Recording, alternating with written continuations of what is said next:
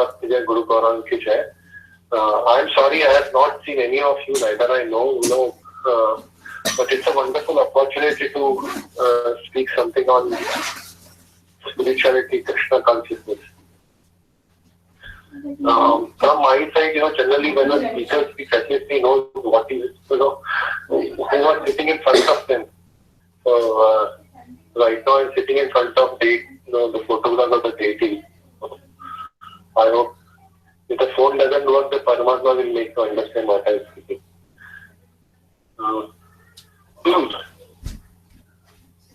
Hare Krishna Prabhu, and Mataji, all of you have been in touch with Krishna consciousness or spirituality for at least 2-3 years, I suppose, or more than that. Yeah, I'm the only one, Prabhuji, that's not initiated. Everybody else is initiated. Yeah, but you have been in touch with spirituality for some time, right? Yeah, Prabhuji, at least I think if I'm correct, everybody has at least 7 to 8 years they've been in Krishna consciousness. Okay, fine. I think Gokul Priya Mataji was in. I may use some, if the crowd is new, sometimes people do not understand the terminology which we use, Anyway, I will continue. And this is related to Isha Upanishad. You are all studying Isha Upanishad, and I should congratulate all of you because among the principal Upanishads, Isha Upanishad is very important part. And I hope you know what are the principal Upanishads.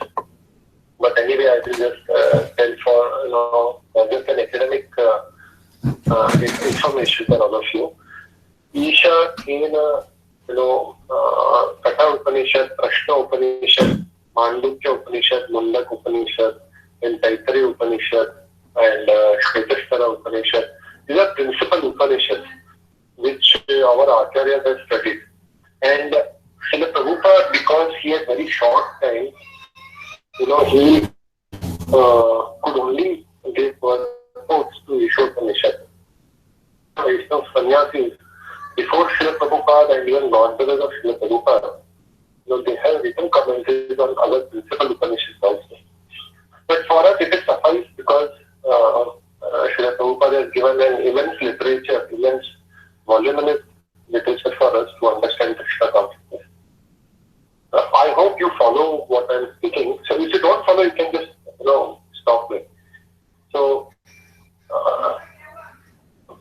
to approach spirituality, the basic principle behind any kind of spiritual journey, as explained, because to read Vedas, Upanishads, or any other scripture, we should have some inquiry. It may be jnana, or it may be some, artha in some distress in life. So, anybody who approaches this science or Vedic science, at least he should have some inquiry. The principal inquiry generally is Dukha Nivritti. Dukha Nivritti means, you want to get rid of the problems in your life. And every living entity is seeking happiness. So, I'm not going to give you the first lecture you have heard in ISKCON, but I'm just putting a premise to what Srila Prabhupada has given. So, search of our happiness, there are many ways you can actually approach outside world. And when you approach the body of knowledge called Veda, then it is called the Rajmarga, or it is called the royal path, where you can get the complete knowledge. So, in Vedic terminology, it is called the Prasthanatrayi. Anybody has heard Prasthanatrayi before? No, Prabhu. No, Prabhuji, I didn't hear it. So maybe. You have heard it or no? No. No, Prabhuji, no. Okay. So I will continue. See, the Prasthanatrayi is, three basic scriptures which is used, or which is studied to get rid of this material world. And they are the Vedas, and because Vedas were voluminous, very, very big in quantity, there are Brahma Sutras. It is like one-liner for, it's like Atharva Brahma Jika. Okay, inquired into the Supreme Personality of Godhead. So what should I inquire? Then he says, if you are searching for truth, then you should search here. So one-liners are there in Brahma Sutras. This is the second. Prasthana Traya means three principal scriptures. So one is Vedas, one is Brahma Sutras, and the third is Gita, which we know because we have read a lot about it. Among the Vedas, what is generally known in India are Upanishads, because other four categories of Vedas, they have a different role to play. All these four books are like, if you know something about English, people. English people, when they have a party or some kind of, when they have a function, then there is a butler, then there is a cook, then there is a person who is preparing the food. The butler invites, whenever a new guest comes, he makes the announcement, okay, this person has come, and everybody claps. And then he's made to sit, and then he's offered something, and some praises are sung about him. So Vedas are like that. It includes inviting a demigod, and when the demigod comes, he's seated on a seat, and the praises of demigods are sung, and yajna is performed, and the results are given by the demigod. That is what basically in Yajurved, Samved, Rigved and Atharvaved. And if there is some discrepancy during yajna, how to counter that, there is some problem, the fire is not burned or there is small fire, etc., etc. So Vedas generally address that. But Vedas is just some kind of,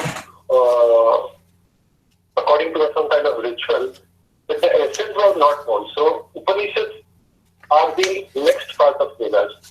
And there are many, many Upanishads. It is not just 108 Upanishads which we have heard. The principal Upanishads are this. Ishopanishad, Kena, Prashna. If somebody is interested, they can read that. What is contained in this Upanishad is basically it will describe something about the self, what this material world is, who is the Supreme Lord, and how to approach him. It is very simple. Like some Upanishads only have 4 verses, 4 mantras. And some Upanishads may have 30 mantras, some may have 12. Ishopanishad has 18 mantras.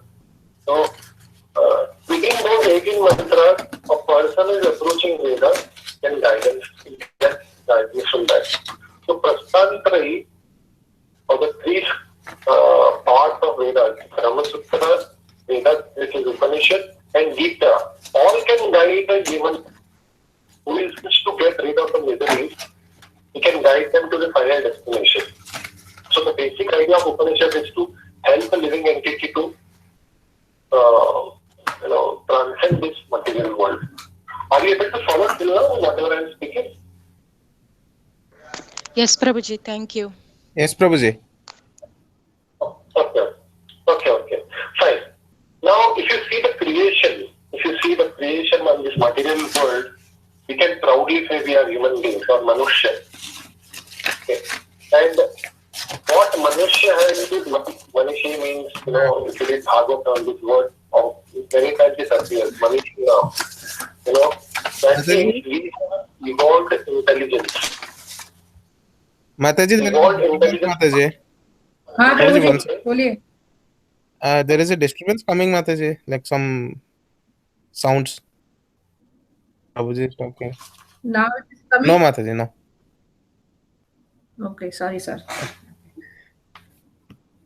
Very good.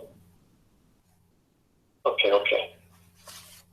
So, the human being who is the most evolved species among the creation of Lord has something called as very fine intelligence to ask questions or have something called as Viveka Buddhi.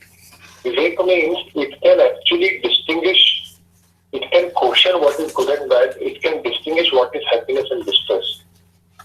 And somebody when inquires into what is distress, what is happiness, who am I, then he can actually get this answer from Upanishads. So this is where India comes to help, to everybody. India's Vedic knowledge comes to help to all philosophers, all scientists, everybody. Now, as far as I remember, you had whatever Radhika Sundari Mataji told me that you had read till the verse 14 or you have read till the verse 15. Now, verse 15 of the Upanishad speaks about Hiranyamaya Patrena. Now, Krishna, you are covered by an effulgence, golden effulgence. You uncover that so that I can see you. That is the actual meaning of that. Am I right? All of you must be remembering this. Yes, Prabhuji. Yeah. Okay. So, until that verse, see, I will tell you some understanding of Isha Upanishad before we progress. Isha Upanishad comes under Yajurveda. All of you know this? No. It is it is the 40th chapter in Yajurveda. Now, Yajurveda has two sections. One is Krishna Yajurveda and one is Shukla Yajurveda. Shukla means white and Krishna means black.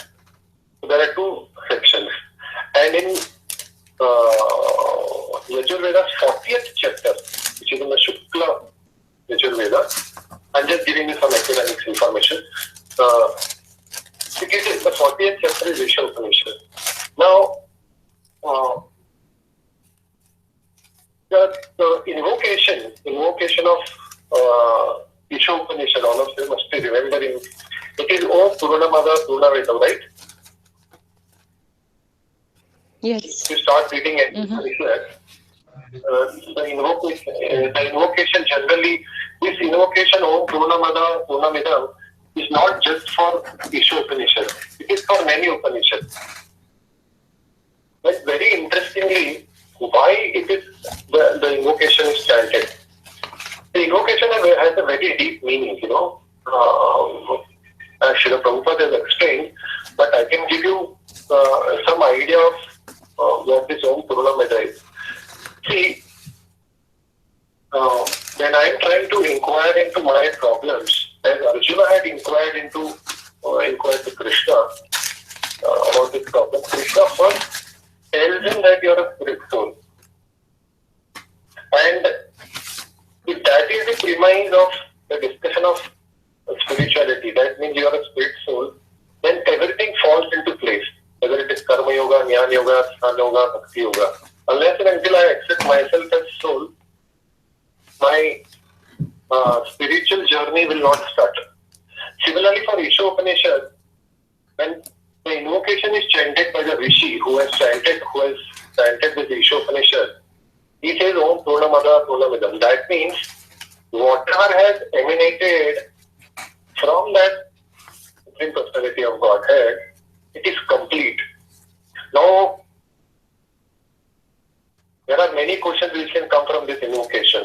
Whatever I see around the world is not complete. There is distress. There are so many problems. There are deaths.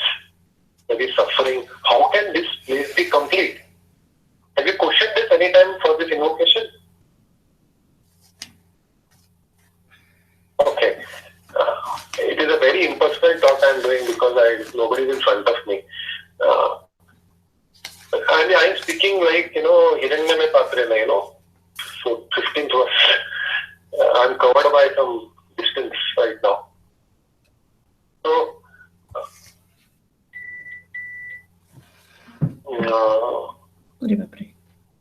the Purna aspect of the Purana aspect of this material world, whatever displacement that you see, it is complete for a person to realize that I'm in a wrong place. Nothing to point.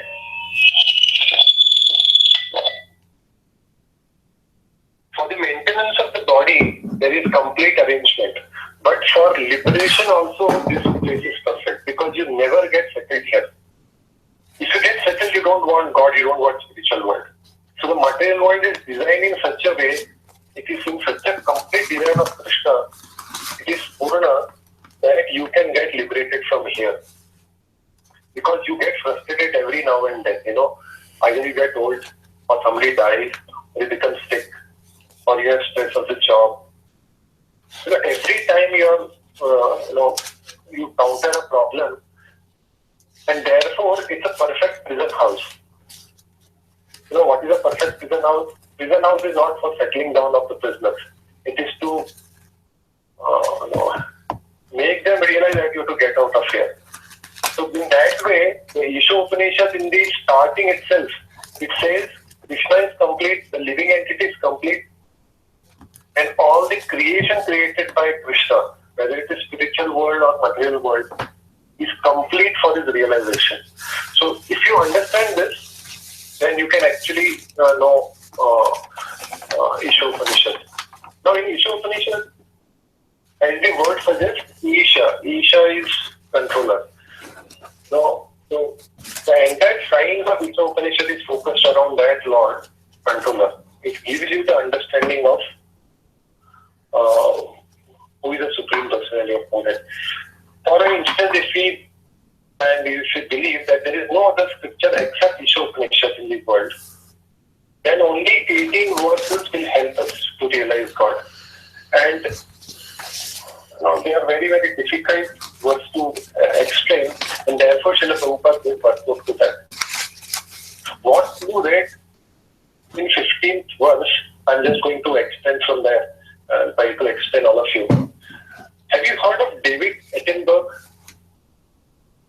No, Prabhuji. No, at least Prabhuji, before you go to mantra 15, what is Upanishad means? Okay, I'll explain that. Upani, or if somebody knows Sanskrit, then Upani means very close, sitting very close, and Shad means part of that. Two words, Upani and Shad. Upani means sitting close, and Shad means to hear. Getting me? Sitting close and hearing. Sitting close to whom? To Guru, the spiritual preceptor, who is explaining the science to you. Did you get it, Mataji? Yes, thank you, Prabhuji. Yes. Yeah. So Upanishad means sitting close and hearing the science. So hearing, basically the Vedic science is not just, it has to be heard and understood. And therefore, the previous system of learning was go to the Guru's place at the age of 5 and then learn from him. And if in case nobody can go, the Guru used to visit the kingdom, and the teacher or the principal goes to the village. So that was and they used to sit and hear and inquire and get the knowledge. So Ishopanishad means sitting close to Guru and hearing about controller, Supreme Lord, right? Is that right, Prabhuji? Hearing about everything about the spiritual aspect, that is Krishna, the living entity, material world, suffering, karma, kala, whatever subjects are being spoken in the Vedic scriptures. It's not just about Supreme Controller. Isha Upanishad focuses on... Yeah. Mm-hmm. That's what I meant. Ishopanishad means. Yes, exactly. Thank you, Prabhuji. Okay.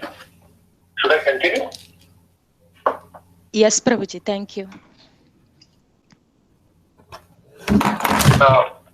It's a very difficult concept. Therefore, I asked if how many years you have spent in spirituality. If it had been a very new crowd, I would have taken more basics. since all of you have been there in 7 to 8 years, therefore I started with this terminology. Now I come to the topic of seeing Krishna, seeing Supreme Personality of Godhead. Now, seeing means seeing with your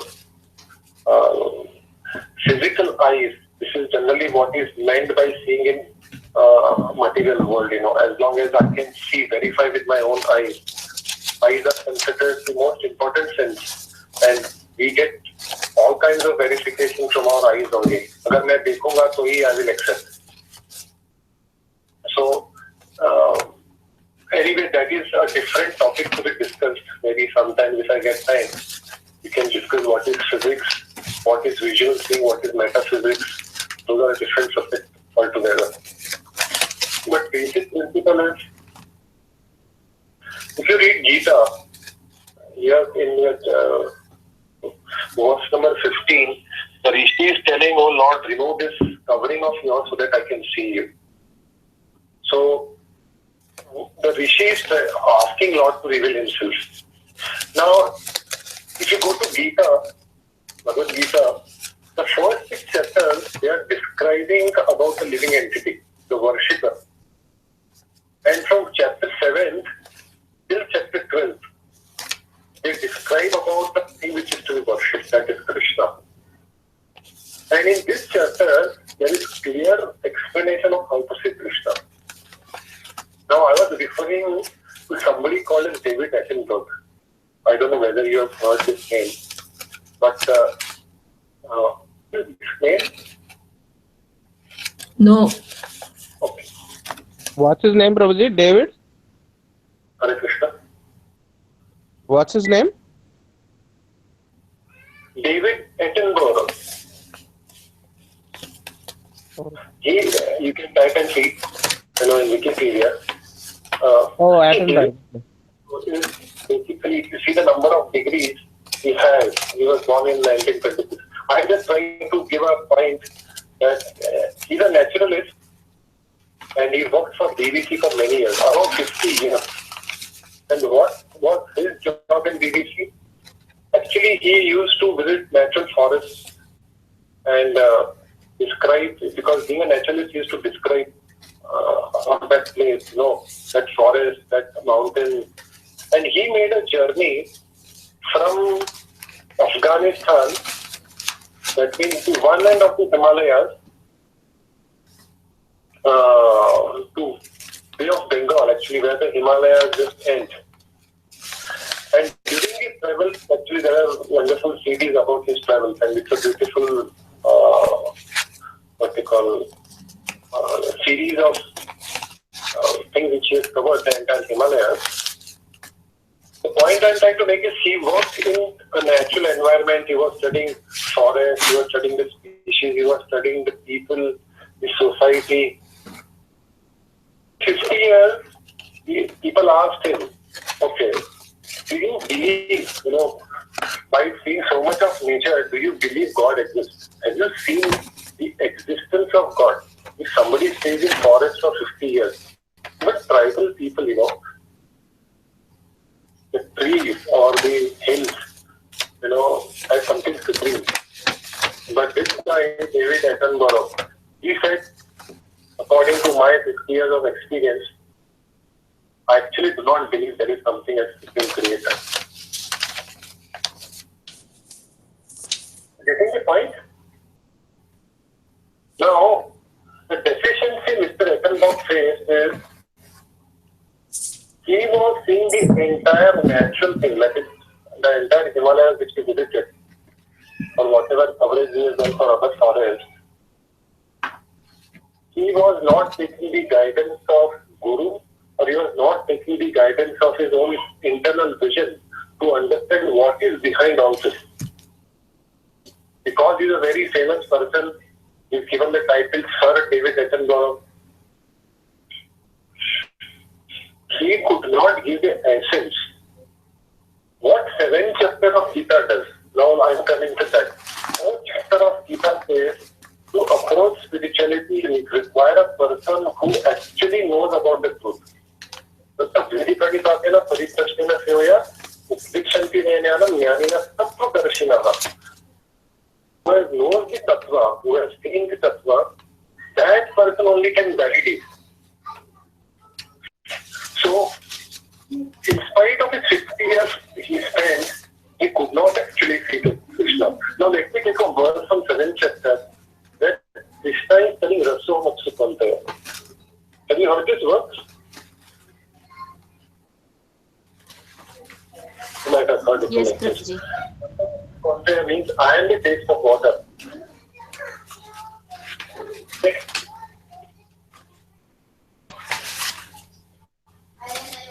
Hari Bol. Continue, Bhaiya. Okay. See, the Krishna is explaining in 7th chapter of Gita that I am the taste of water. Now, that is the essence. That is the way you have to understand Krishna on the first level. The taste of water. Now, the 5 most important thing which is created by Krishna, as we have read, is Bhumi, Rapo, Analo, Vayu. That is earth, fire, water, air, and ether. Now Krishna says, by taste of that water, the scientist cannot make water. The scientist cannot make earth. The scientist cannot make air. The scientist cannot make fire. These are already present in this material world, and whatever is the essence of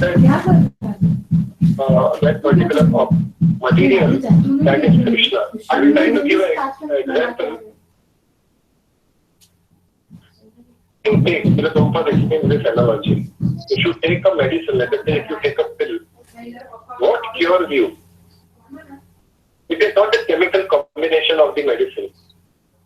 The essence of that medicine, the curing power of that medicine is Krishna. Example, if I use a herb to cure my fever, let us say giloy, it is, I don't know what you call it in English, or if I am using some herb to cure myself. Basically, medicines are derivatives of this herbs only, and they don't manufacture anything from that lab. They take out the essence of the herbs and they mix something sweet with that and give it to us.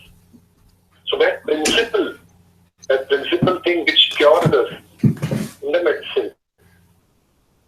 So Krishna is explaining, if you want to see me, from the basics he is telling, if you want to see me, then he says, Rasam Aptu Kantaya, I am the taste in the water. So that is the beginning of understanding Krishna consciousness. That is the first step to know does God exist or not. That is the first step to understand Ishwar. Oh, how does Krishna exist? Sure. So Krishna is existing in this material world in the essence of most of the things which you see around. Like the light, if you see sun and moon, getting the light from. Scientists may explain that hydrogen is being burned on the surface of the sun, and that is what comes to the earth or other planets. Now that is all right. That is the explanation which we give. Nobody has gone to the sun and found out how it is working. Our guess. It is our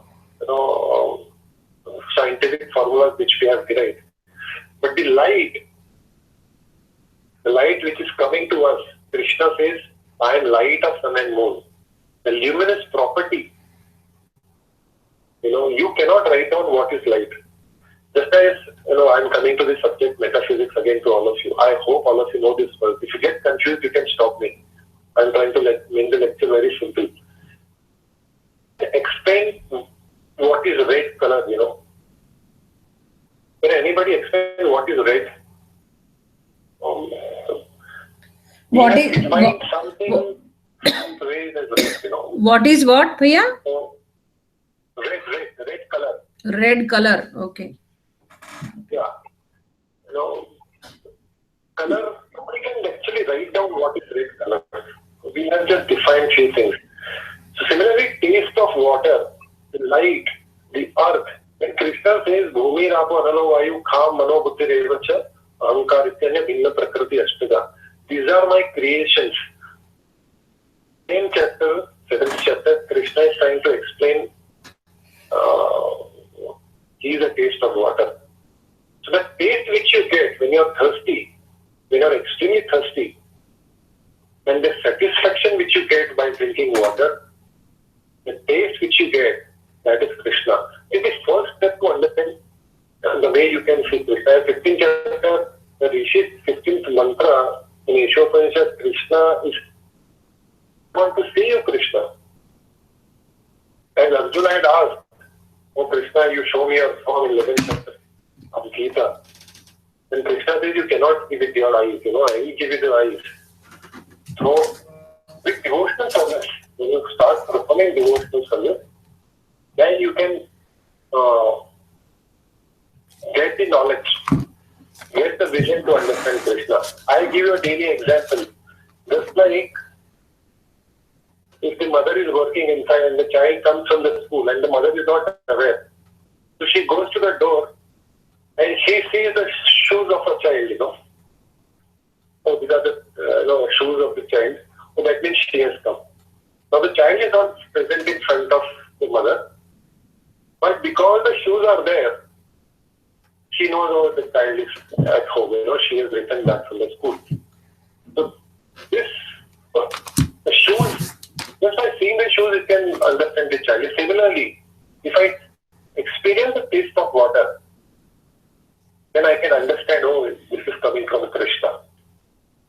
You're getting the point? Yes, Prabhuji. Yes, Prabhuji. Thank you. Yes, Prabhuji, thank you. Yeah. Like, the Niti gives an example that, but how to get this vision? That is the next step of, because there are many paths to know Krishna.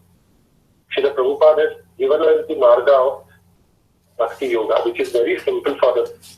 And by following that process, we can see the unseen right, which is not visible to our material world right now. So Bhakti Marga, which is also explained in this middle 6 chapters of Gita, and you can know only by Bhakti. So if you perform Bhakti, the most difficult terms, Vedas, very difficult concepts of Vedas,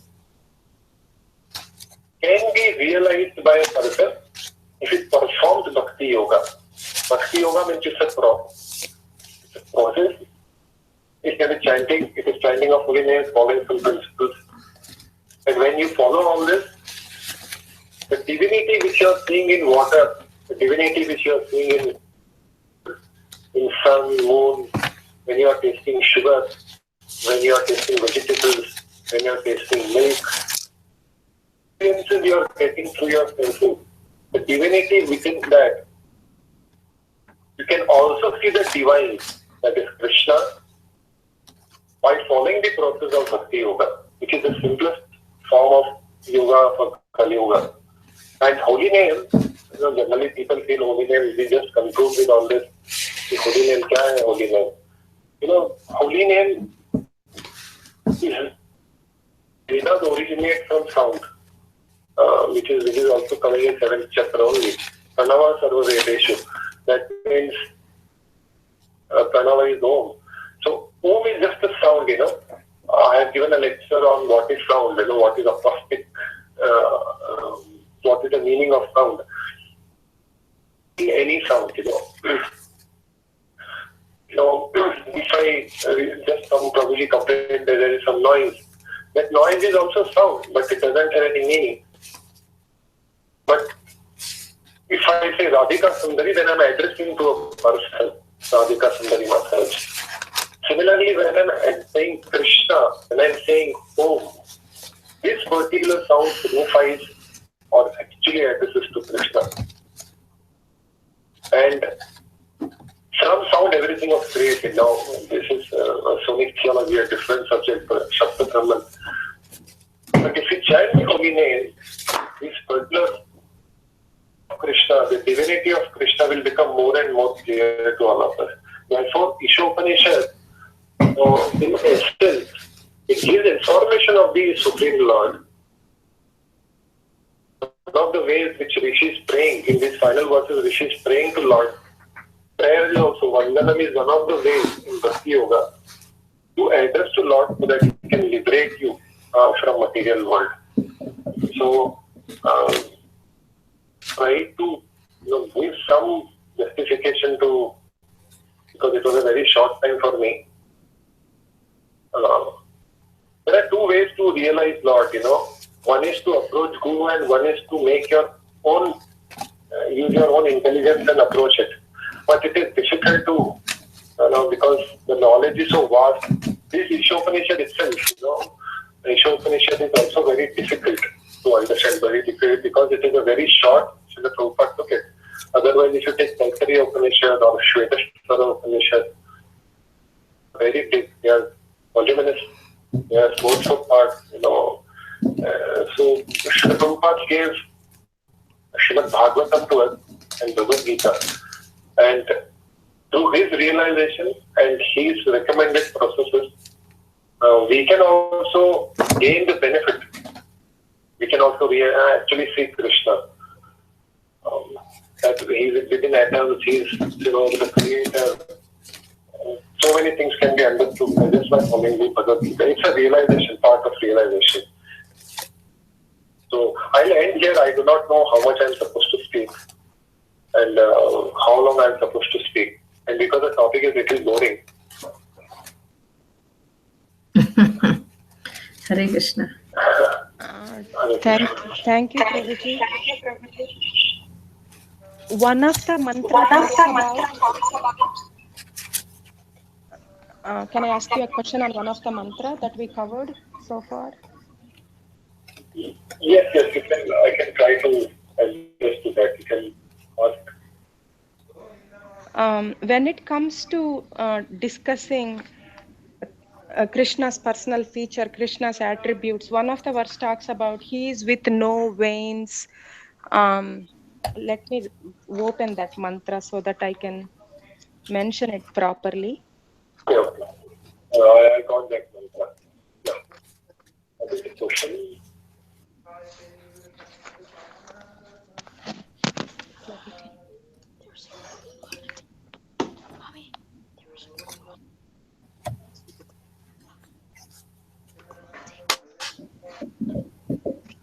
Damu, I can hear you. Damu there? Yeah, he's parallelly talking to me.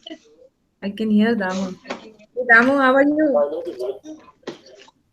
I think verse number, I think so, mantra 8. Mantra 8, yes. It is the personality of Godhead who is unembodied, omniscient, beyond reproach, without veins,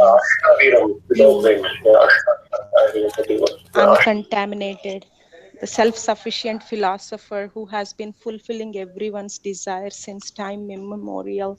Give us some understanding on this translation, Prabhuji. Okay. You have asked a PhD question to me, and I will try to justify it. Okay, thank you, Prabhuji. Whenever we try to understand this, like example, if you take 13th chapter of Gita, which is like an Upanishad chapter, or the particular verse which you are referring to me, see, when he says, do you understand embodied and unembodied? Like having a body, not having a body. Is that right? Exactly. Yes.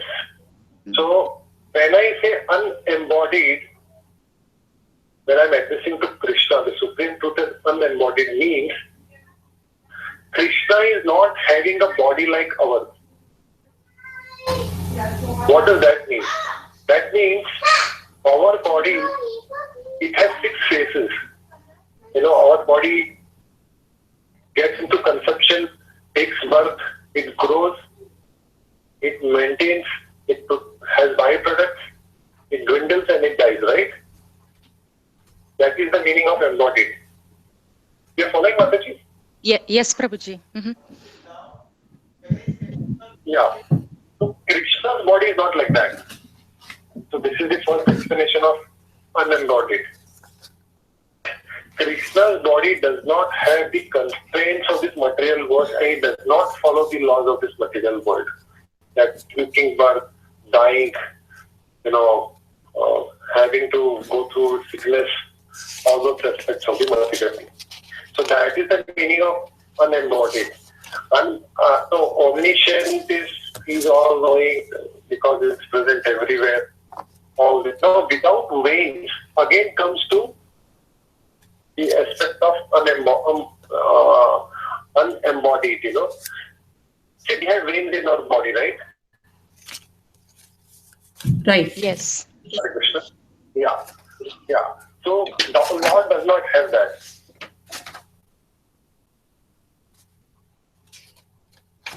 Okay. And in Bhagavatam, we come across in Bhishma Dev's chapter where he reciprocated with Bhishma Dev by bleeding by his arrows. Yes. I expected this question. If you see blood of Krishna, that is not like our blood.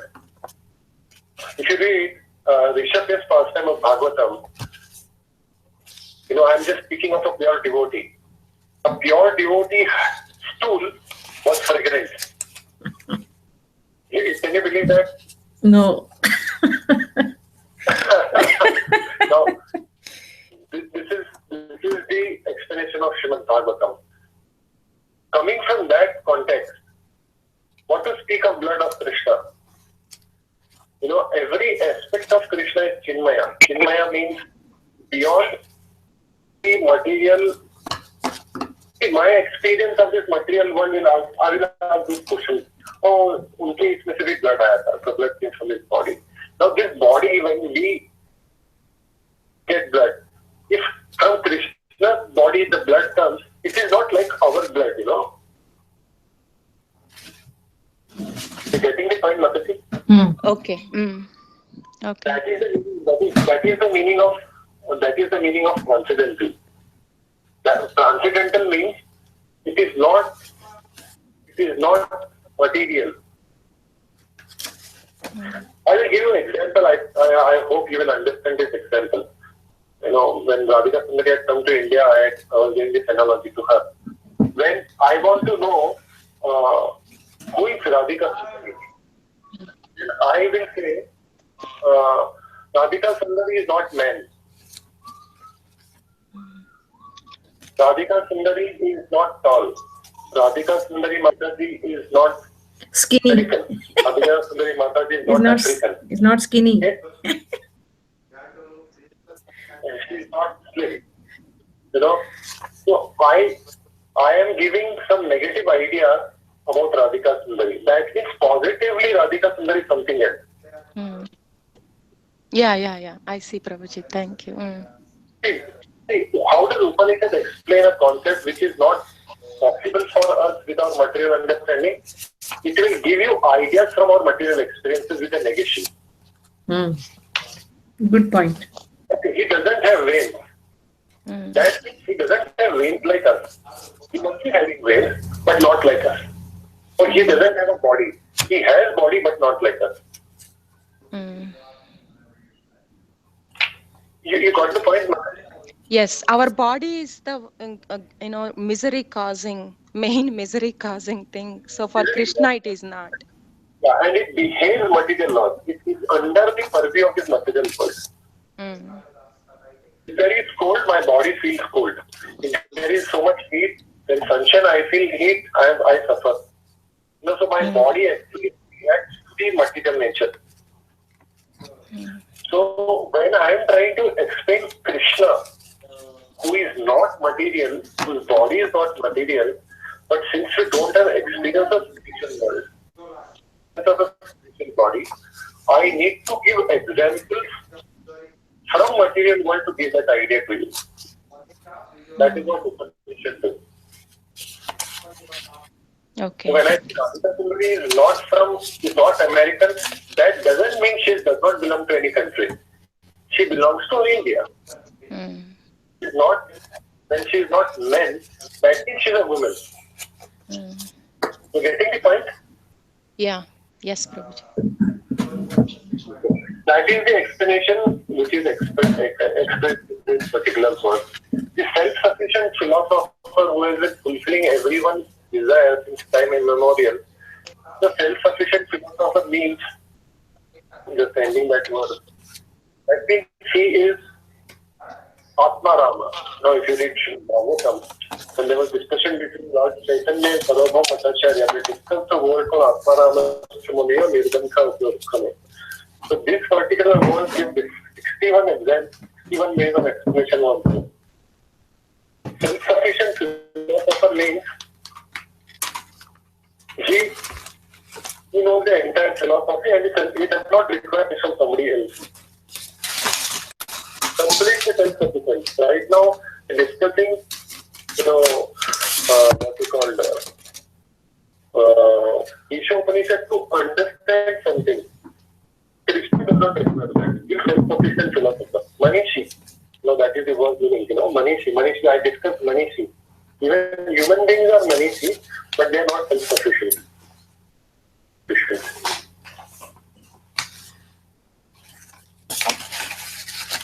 Is it all right, Mataji? Yes, very, very satisfying, Prabhuji. I'm very satisfied with your explanation. Prabhuji, I have one more question, if you allow me to ask you. Yes. Did you Gokul Priya, 1 second. Thank you. Yeah. Did you finish the answer, Gorgovind Prabhu? Or Yes. Continue. Okay, finish. Okay. Okay, continue, Gokul Priya. Okay, and another explanation given in 16th mantra purport is that all the living entities emanate from Brahma Jyoti. Okay. Is that right understanding? All the living entities emanate from Brahma Jyoti, or did I understood it wrong? I will look for the exact sentence where that is in the purport. And it is also said that we are eternal. There is no beginning to us. Mataji, this is like an eternal question, that our origin, I hope you are asking the same question. Where did we originate or where did we come from? Now, I will go according to Upanishad, and maybe I may not be able to satisfy you because, there is something called as regressive question. What is a regressive question? You understand? Chicken first or egg first, maybe. English parlor.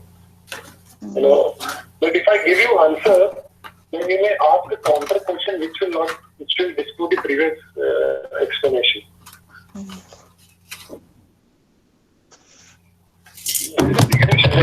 Okay, I'll ask you one question. Example, I will ask you a question that, okay, water boils at what degree, Mataji? I didn't get you, Prabhuji. What is that? At what temperature does the water boil? 550 degrees? 100 degrees centigrade. Right? Okay. 100 degrees, right? Yes. Yes. Hare Krishna? Yes, Prabhuji. Hari Bol. Okay. Sorry, because nobody is sitting in front of me. Iska yes aata hai, samajh mein nahi aata hai. See, if I ask you, okay, water boils at 100 degrees. Now, how are you measuring 100 degrees? Thermometer. Use a thermometer. Then I'll ask you a question, whether the mercury in the thermometer is proper or not. So, you will say, yes, it is proper. Whether it is measuring 100 or it is measuring 98. Maybe your mercury is wrong. No, it is not of the right quality. But you may say, okay, I have got mercury from, let's say Africa. Whereas for Africa, mercury is not good. Think from America, which will give you the exact answer. So I do not believe you. I want to give. And if you bring the best mercury, then I'll ask a question. So mercury is placed in which class? So there are infinite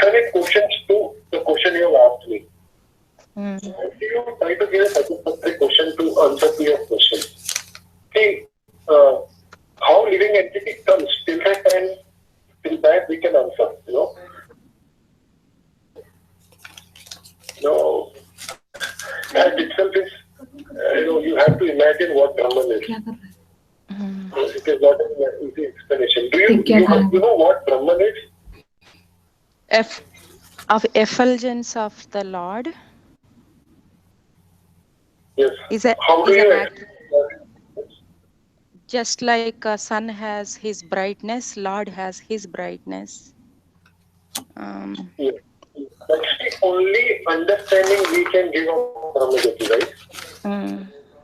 Yeah, Prabhuji, I read something. Yes, I'm sorry to interrupt you. Brahman means three things. It is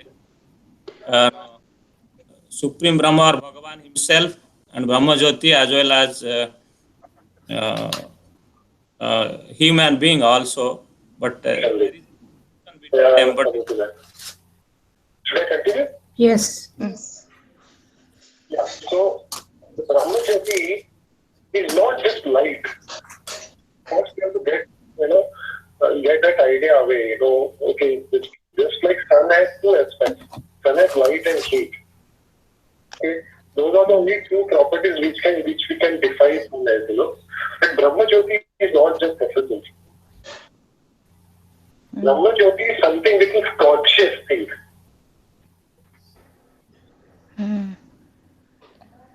You're getting the point, Mataji? Yeah. Conscious means just as I am conscious of his body. If I pinch on your hand, understand that Adri is conscious. That means you are conscious. Similarly, Brahmajyoti is conscious thing. Indeed, just as Paramatma, Bhagavan is the complete understanding of the absolute truth, as Bhagavatam explains. So Brahmajyoti, the essence aspect of Krishna, it is a conscious thing. Whatever emanates from Krishna is conscious. Okay. Till this point it is clear, Mataji? Yes, Prabhuji. Thank you. Yeah. The conscious part it is a conscious thing. And therefore, now how does Jiva come from there? Now Shiva plays a part in this. The Lord Shiva plays. It is called Shambhu aspect. How the vision of Krishna, the vision of Shambhu on material energy. I try to explain in a simple way. Krishna enjoys with consorts like Gopis and Radharani. But Krishna does not interact with material world. Whereas Lord Shiva interacts with material world when all jivas consent. That means Krishna only glances on material world. He does not play with material world. Whereas Krishna plays with spiritual energy. And whenever Srila Prabhupada has described, when Krishna glances, all the jiva come into the material world. Right? This is what explanation you have heard. Yeah. We have heard this explanation from Srila Prabhupada's book.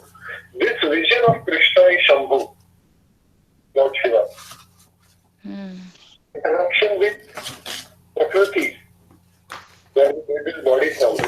Jiva comes inside and gets material world, all the elements and the body is made for this living entity. That is interaction of Shambhu and Prakriti. It's a difficult concept to explain. Maybe I have to take a lecture from that. Okay. But Brahmajyoti is not just light, it's a conscious thing. Which conscious means it's a working unit. It is not a dead thing.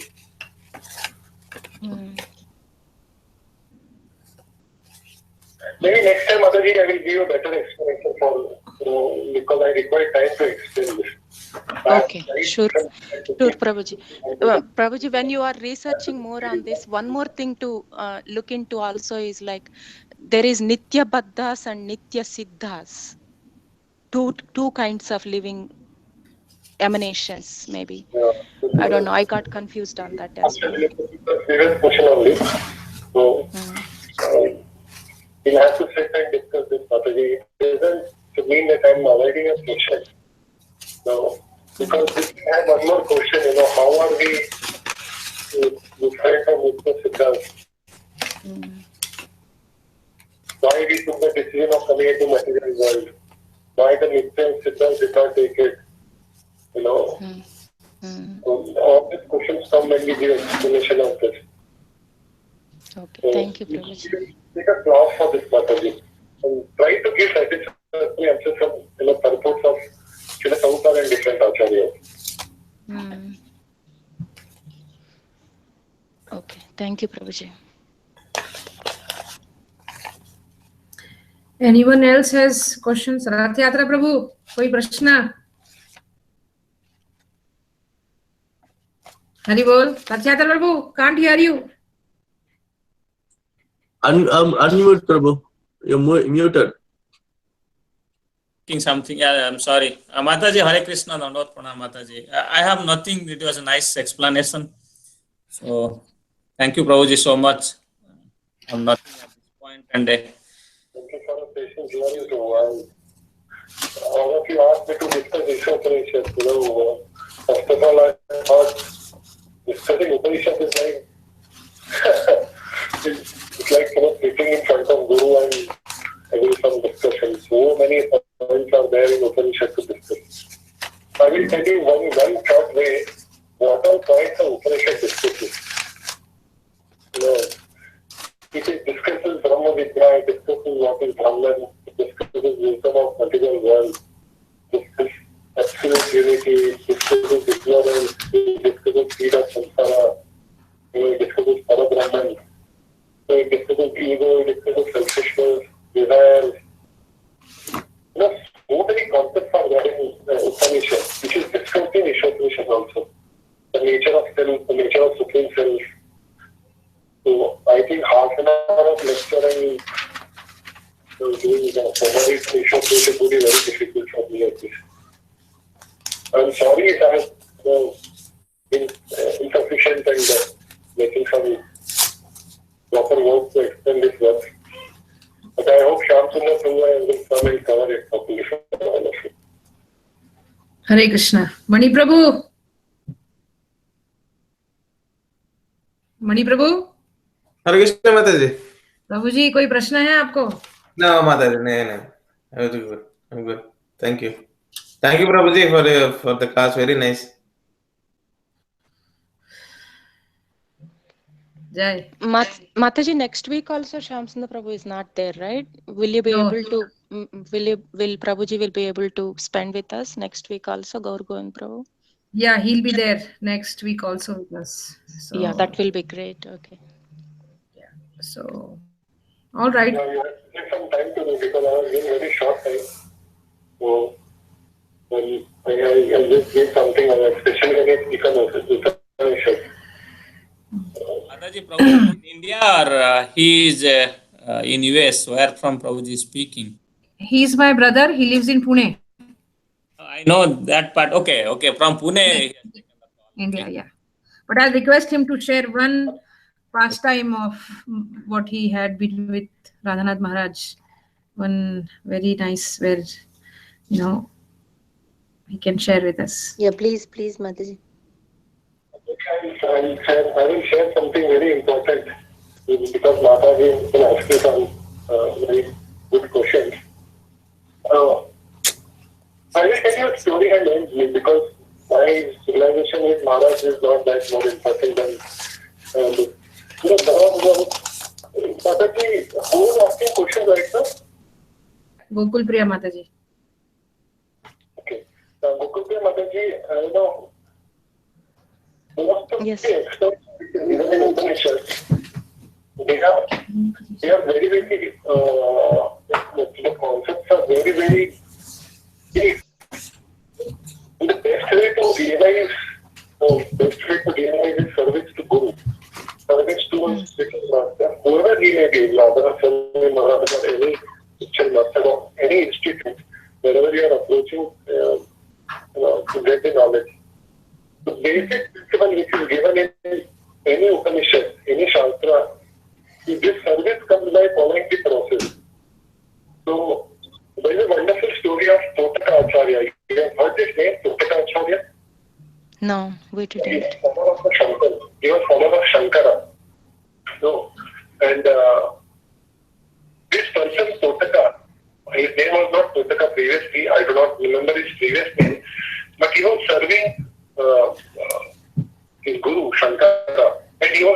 not that intelligent, not discussing philosophy with his fellow god brothers. But what he was doing is he was just serving his guru, arranging meals for him, fanning him when he is to come back, washing his clothes, arranging his bed, waiting for him outside. And all other disciples were just continuously engaged in studying Vedanta, studying Vedas, Upanishad. And all god brothers used to make fun of him. He had sincere inquiry, but he didn't have the intellect. He didn't have the right knowledge of Sanskrit and other aspects. But he was very to know the knowledge. And he kept serving. He went to his godmother and inquired, but he was so much engaged. But he used to attend the classes. Once what happened is, he was washing clothes on the bank of a river, and the class had started.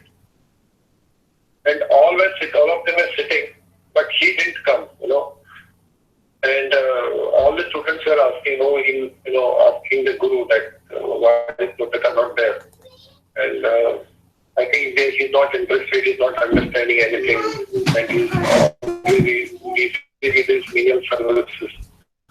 So let us start the class because we are anyway not going to understand it. So the guru told, no, he knows more better than you. I will just call him and listen from him what he's going to say. So the guru called him. As soon as he reached paid obeisances, the guru told him, now speak. So, speak. So he spoke 8 verses. And they were composed in a chanda called Potaka. If you read Vedas, in Vedas, when you want to study Vedas, there are 6 angas to Vedas, where you have to learn the Sanskrit vocabulary, the chanda you have to, chanda means how to pronounce every shloka. These are called meters. And he quoted 8 verses in Potaka chanda, which he made. And the students were surprised because he gave essence of Vedas in those 8 verses. And the other god brothers got surprised that he never read Sanskrit and he never sat in the classes properly. He was just doing menial service. So the guru, because he was pleased with the services, he gave complete realization to Totaka. And since then he was known as Totaka Acharya. Totaka is actually a chanda meter. Like when we learn music, we have Dotal, Teental, Dagaratal, different. Similarly, in chanda there is a Totaka chanda. So from then onwards, he was known as Totaka Acharya. So the entire story tells the entire pastime of that disciple, although it is not a Vaishnava pastime, not in our Sampradaya, but I consider Shankaracharya's life very, very important in the history because he revived entire Vedas. So this Totaka Acharya, he received mercy of Guru and he realized everything. Guru Maharaj, by the touch of Krishna, could recite wonderful poetry, although he was 5 years old. So, most of the things which we are not experiencing right now, and we are just practicing 16 rounds and 4 principles and whatever level of devotional service we are performing, if we are actually very sincere and honest to the process, then whatever difficult topics which are not revealed to us, which are given in Upanishad, Gita, Bhagavad, they will be revealed to us. Revealed means it's a mystery. Like I do ABCDs and I learn how to make words, then I write a poetry. No, you will directly compose a poetry. And that would surprise you and that would surprise all of us. So, Mataji, this is just a story. So, this is how the consciousness will be revealed to us. Okay. I'm not qualified to do more than that. Thank you, Prabhuji. That's very. Mataji. Thank you, Prabhuji. Hari Bol. Continue reading as well as the process. Just a minute, huh? Just stay there 1 second. Devotees, just stay there.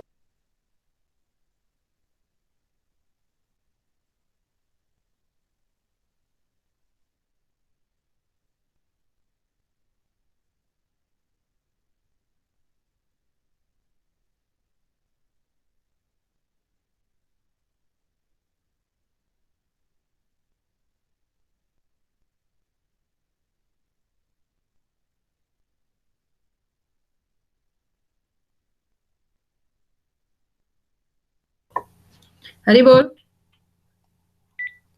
Yes, Mataji, Hello. we are here. Yes. Hare Krishna. So one small. Mataji, I had the fortune of serving Maharaj, as a secretary for 3.5-4 years, and that was special mercy of my seniors on me that I could serve His Holiness Radhanath Swami Maharaj. Special experience with Isha Upanishad. I was fond of this book. I am still fond of this book, and I feel every answer is given in Isha Upanishad. So once I was traveling with Maharaj, it was South India Yatra. We landed in Chennai airport from Mumbai. I gave him, some prasadam, some South Indian prasad in the van itself, the small car which we were traveling. Did something and then started traveling towards Tirupati. That was the first place we were supposed to visit. Our yatra started from there. So, I was trying to impress Maharaj because I'm still a neophyte.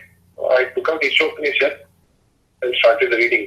Actually, I slept because I was tired. So, Maharaj was sitting in behind sitting in the middle seat. I don't know what you call it. He snatched that book from me and he started reading. And because he took the book, I was now totally awake. And after 5 minutes, when I was embarrassed and I went through all kinds of emotion, then he returned that book to me. Then I realized that I should not impress the future Maharaj Master. I should give time to when I'm supposed to sleep, I'm supposed to sleep. If I need rest, I should take rest. And when it is time to read, I should read. So, indirectly, he gave me few wonderful lessons. That was a small pastime which I remember during that yatra. And when we continued our journey, what I used to do is I used to take some packed Mahaprasad with me. And because I used to be nothing, so beggars used to approach the vehicle. So this time during South India Yatra, Maharaj had told me that you should carry something. So I carried my bag, and whenever a beggar used to come, before he used to ask, I used to give him. To give prasad to a beggar, Maharaj used to tell, very good. Every time I gave, so he knew that I got the idea of his instructions that whenever you see a beggar, you should give some prasadam to him. So I thought I could share with. It is related to something which I recollected now, maybe not relevant to all of you, but it's wonderful for me. Hari bol. Very nice. Very nice. I'm sure he has a treasure, and gradually we'll get to hear, So. I will say about service, which I was given, because I just spoke of that Dhotaga Acharya story. My first service to Maharaj was in Urli Kanchan, Srinaji Prabhu's house. Throughout life, I hate to clothes, getting my goal. When I was at Brahmachari, the most difficult job was to wash my own clothes also. I used to just put it in water, some soap, and just remove it, and I never used to rinse also properly. First service I got to Maharaj, and I went to Urli Kanchan, to Karla. That is midway between Bombay and Pune, where Srinaji Prabhu has his own house. Service to wash 6 pair of clothes of Maharaj. The first service. What was the service? And that, to wash the 6 pairs, 6 pairs of clothes of Maharaj. अच्छा, wash. महाराज के 6 जोड़ी कपड़े धोने के लिए. हाँ, 6 जोड़ी कपड़ा धोने के लिए मुझे बोला धो करके. और नया जोड़ी था, new pair, and Maharaj told clothes, it has chemicals. So see that all the chemicals also removed. That means I had to wash those clothes at least 3 times every day. One jodi. Okay, यहाँ से कुछ मत लेके जाओ. Best purification I went to that service. आप केवल माला लेके जा सकते हैं. Nice. Hare Krishna. Very fortunate. You had to wash. Sorry, I didn't hear. You had to wash 3 times one pair 3 times. One pair 3 times a day because I had to remove the chemicals from it because there was a dye, no? हाँ. Dye था उसमें. Okay.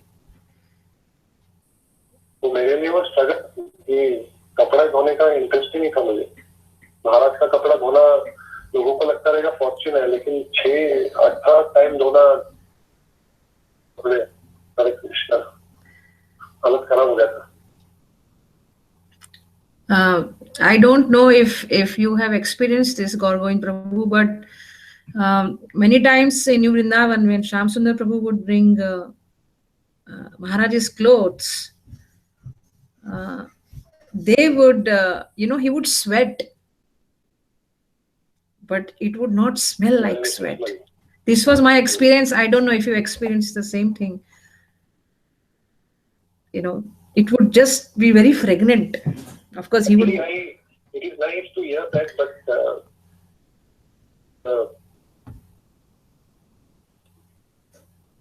it's a nice experience actually.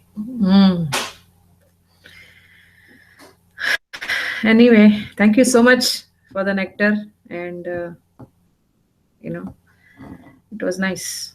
Boring Ishopanishad class. I don't know. The audience will decide that. It was helpful, Prabhuji. Thank you. For patiently and somehow I like the subject, but I did not explain honestly very properly. But forgive me for all shortcomings. Hare Krishna. Jai. Thank you. Right.